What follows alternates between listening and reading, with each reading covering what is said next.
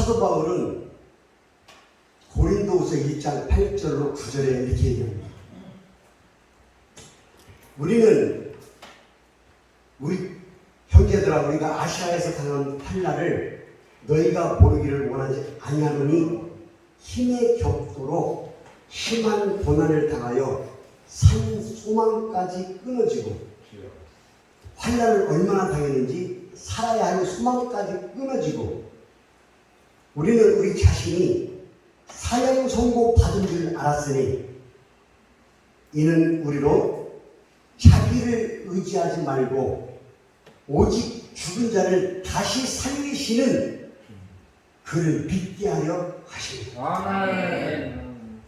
죽은 자를 다시 살리시는 하나님을 믿게 하게 하려 자기를 믿지 않게 하려 자기를 의지하지 않게 하기 위해서 하나님이 그러한 고난까지도 당하겠다는 거예요. 얼마나 심했는지 살아야 할 소망까지 끊어지고 사형 선고 당하는 것처럼 할 수 있는 일이 아무것도 없을 때 죽은 자를 다시 살릴 수 있는 능력자이신 하나님께 의지할 때 모든 것이 다 해결된다. 아멘.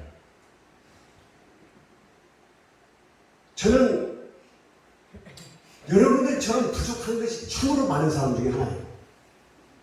그럼에도 불구하고 매일 깨닫는 것이 뭔지 아세요? 여러분들도 깨닫고 느끼겠지만 얼마나 무능한 건지를 깨달아요. 내가 얼마나 무능한 사람이고 얼마나 능력 없는 사람인지를 깨달을 때가 한두 번이 아니고 그럴 때마다 내려놔요. 그리고 하나님의 은혜가 얼마나 큰지 거기에 감당할 수 없는 감사 때문에 눈물이 나요. 아멘. 하나님이 주신 은혜를 먼저 생각하면 못 내려놓을 것이 없어요. 저는 그렇게 생각해요. 그런데 하나님의 은혜를 먼저 생각해야 한다는 마리안 앤더슨 그 엄마가 얘기했던 이 부분이 몇 사람에게 적용될지는 모르겠어요.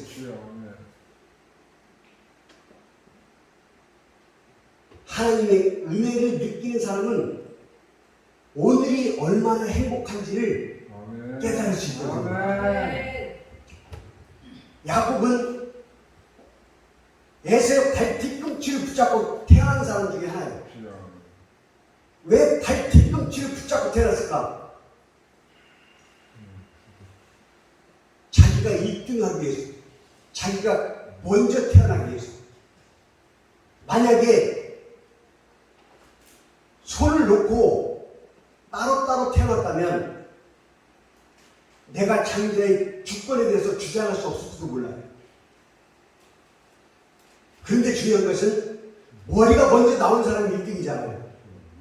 머리가 먼저 나온 사람이 장난이 되잖아요. 그럼에도 불구하고 얼마나 억울했으면 발 뒤꿈치를 붙잡고 난 거예요. 결론을 얘기합니다. 야곱의 그 욕심을 여러분 배우시기 바랍니다.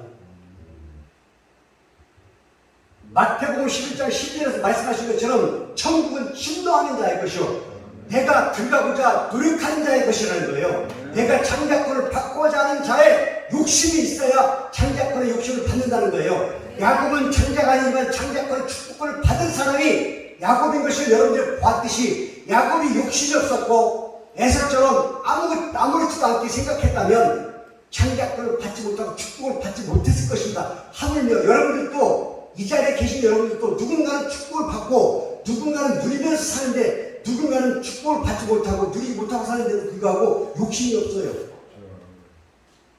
그냥 그렇게 살다 죽으면 되지. 근데 분명한 것은 하나님 우리를 만드실 때 복을 먼저 주셨다고 했고 이 세상을 다스리라고 했고 우리에게 그 능력까지도 주셨어요. 이 말은 무슨 말이냐면 내가 네 뒤에 있으니까 마음껏 살아봐. 나를 믿고 마음껏 누려봐. 하나님의 뜻인데 우리는 그것을 잊어버리고 살아요. 조금만 힘들면 눈은 무기력해지고 의지가 없어지고 1시간 거리만 가면 왜 이렇게 뭐냐고 불평하고 여러분 다시 다시 생각해 봐야 돼요. 우리는 그렇게 하찮은 인간으로 하나님께 선택받은 자들이 아니에요. 너희가 나를 택한 것이 아니요 내가 너희를 택하여 세웠는데 이는 너희를 가서 많은 열매를 맺게 하고 그 열매가 항상 있게 하여. 여러분 이 말씀을 하나님 우리에게 주신 거예요. 우리가 사소한 근심, 걱정, 염려거리로 거기에 혼탁하게 빠져서 내가 누군지를 잊어버릴 그런 존재의 가치가 없는 사람들이 아니라는 거예요. 여러분들은 그거보다 더 월등히 가치 있는 사람들. 아멘. 그러나 너희 택하신 족속의 왕같은 제사장들이요 아멘. 거룩한 나라요 하나님이 택하신 백성이 얼마나 위대한 것이 우리인지 아세요? 그 위대함을 알고 있다면 여러분들 오늘이 얼마나 행복한지 알아야 돼요. 아멘. 그런데 사람들은 하나님의 은혜를 생각하기보다 나를 먼저 내 능력을 생각하고 내 생각을 하고 다 큰 것처럼 내가 계산하고 내가 계획하고 내가 모든 것을 이루어간다는 스스로 나된 것처럼 나대고 사는 사람이 얼마나 많은지 몰라요. 근데 그것을 본인이 깨닫지 못하는 것이 더 안타까운 거예요. 근데 우리는 스스로 나된 것처럼 나도 모르게 교만의 습성에 젖어 있어서 그것조차도 깨닫지 못하고 살고 있는 사람들이 얼마나 많은지 몰라요.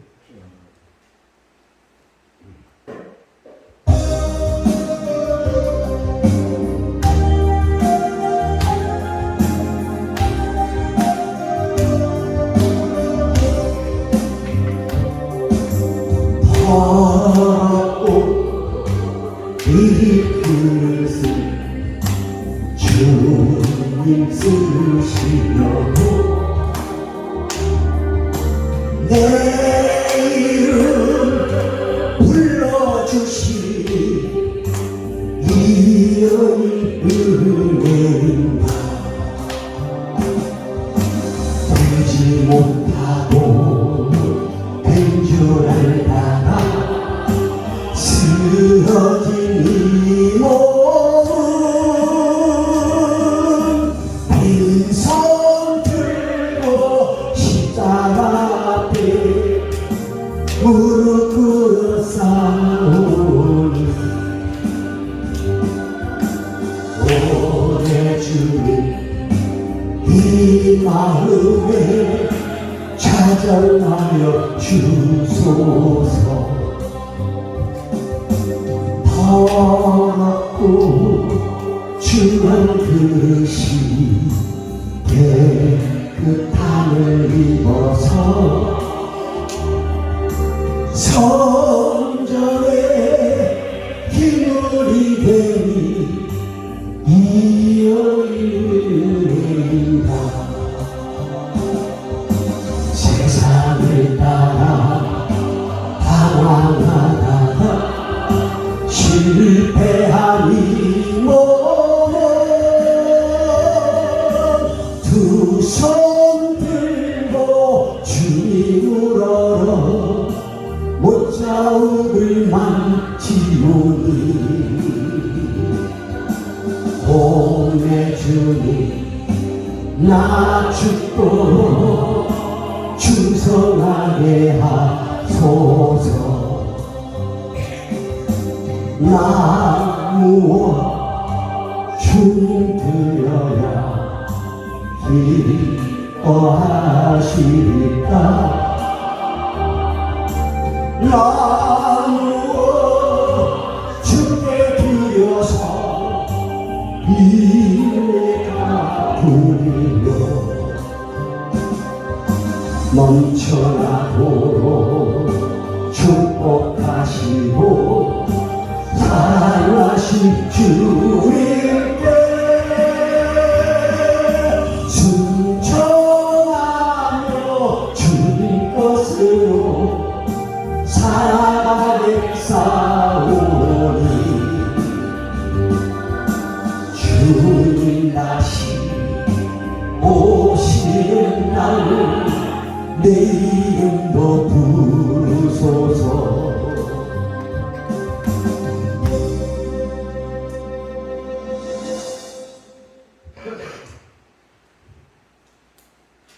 여러분, 하나님은 우리가 저지르는 죄에 대해서 그 대가를 꼭 치르게 하십니다. 내가 어떠한 잘못을 했든 그 잘못에 대한 대가는 그냥 벗어날 수가 없어요. 하나님의 법칙이.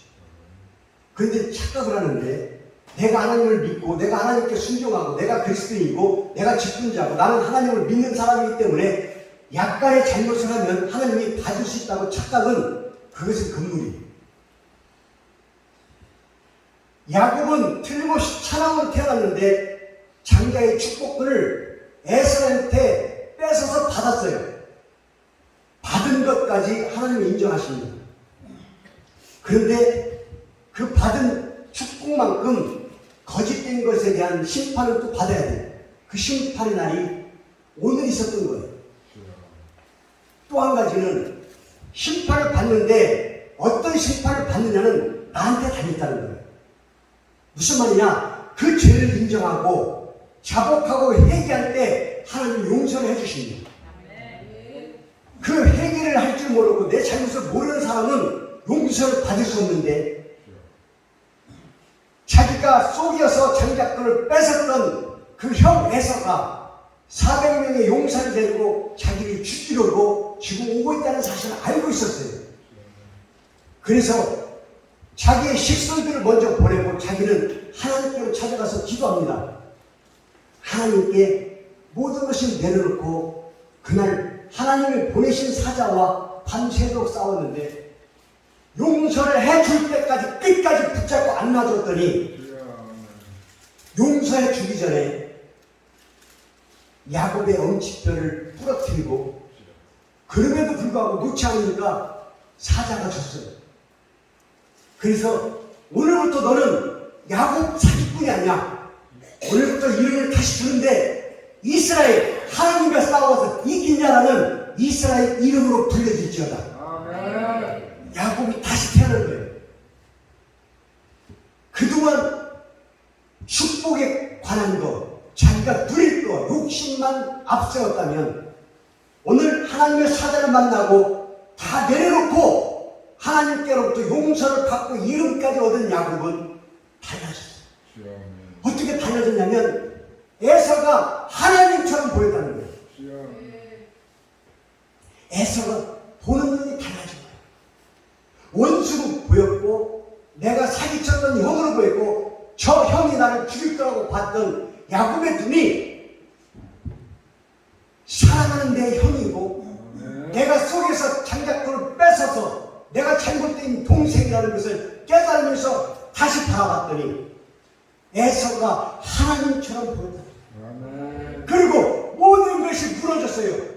내가 있는 모든 것을 다 줘도 아깝지 않은 사랑하는 형으로 보이기 시작할 때 나를 죽이러 왔던 형 에서가 야곱을 느끼는데 바라보는 느낌이 원수에서 사랑하는 동생으로 바뀌는 장면이 여기에 있는 거예요. 아멘.